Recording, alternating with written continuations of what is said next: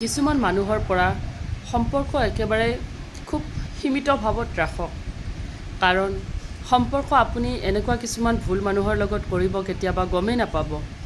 তেওঁলোকে আপোনাৰ প্ৰতিটো ক্ষেত্ৰতে আপোনাৰ পৰা অকল সুযোগ ল'বই বিচাৰিব। যেনেকৈ তেওঁলোকে সুযোগ ল'ব পাব তেনেকৈ আৰু তেওঁলোকৰ কাম হ'ল। অকল তেওঁলোকক লাগে সুযোগ। তেওঁলোকক যদি আপুনি অকণমান বহিবলৈ সুবিধা দিয়ে ন, তেওঁলোকে তেনেহ'লে শোৱা পাটিখনো বিচাৰি ল'ব। এনেকুৱা আৰু এনেকুৱা বন্ধুত্ব নালাগে যিজন বন্ধুত্বৰ কাৰণে আপোনাৰ খালি লোকচানে হয়। তেনেকুৱা বন্ধুত্বৰ পৰা আপুনি সদায় দূৰত থাকক, কাৰণ মই এনেকৈ পস্তাইছোঁ বহুত।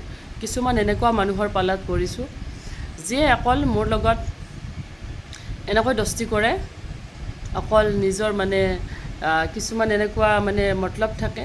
সেই মতলবখিনি যদি পূৰণ কৰিব পাৰে তেনেহ'লে আৰু তাৰ কোনো আৰু হেৰি নাই।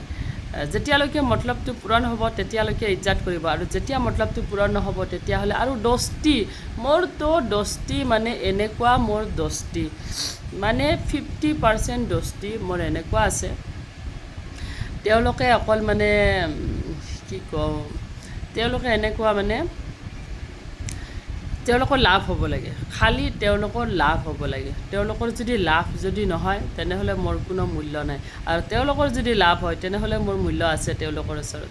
গতিকে এনেকুৱা মানুহৰ পৰা আপোনালোকে এনেকুৱা সংগৰ পৰা সদায় দূৰত থাকক, কাৰণ মই বহুত পস্তাইছোঁ।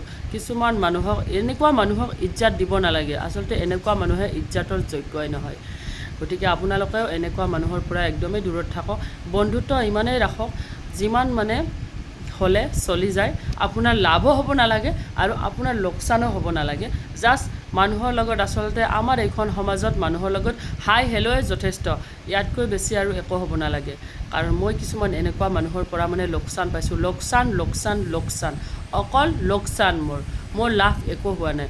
মানুহে এনেকুৱা অভদ্ৰ মানুহ থাকে কিছুমান নিজৰ যেতিয়া টাইম আহিব তেতিয়া একদম পূৰা মোক এনেকুৱা ইজ্জত দিব, আৰু যেতিয়া নিজৰ ল'ব পৰাখিনি হাচিল কৰি ল'ব পাৰিব না, তাৰপিছত মোক কোন চিনি নাপায়। গতিকে এনেকুৱা বন্ধুত্বৰ পৰা আপোনালোকেও দূৰত থাকক। আৰু মইতো একেবাৰে ভাই নমস্কাৰ, মই সেইবিলাকৰ পৰা একেবাৰে দূৰত। বহুত বুৰ্বক আছিলোঁ যে মই তেওঁলোকৰ নিচিনা মানুহক ইজ্জত দিছিলোঁ।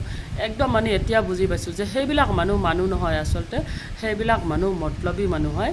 সেইবিলাক মানুহকে কয় যে হাৰামী মানুহ বুলি, সেই হাৰামী মানুহ হয় তেওঁলোকে নিজৰ টাইমত পূৰা ইজ্জত দিব, আৰু যেতিয়া নিজৰ টাইম শেষ হ'ব নহয় তেতিয়া আপুনি কোন মই কোন চিনি নাপায় তেওঁলোকে। গতিকে এনেকুৱা মতলবী মানুহৰ পৰা আপোনালোকে যিমান পাৰে দূৰতে থাকক। লাগিলে এনেকুৱা দস্তি নাথাকাই বেটাৰ।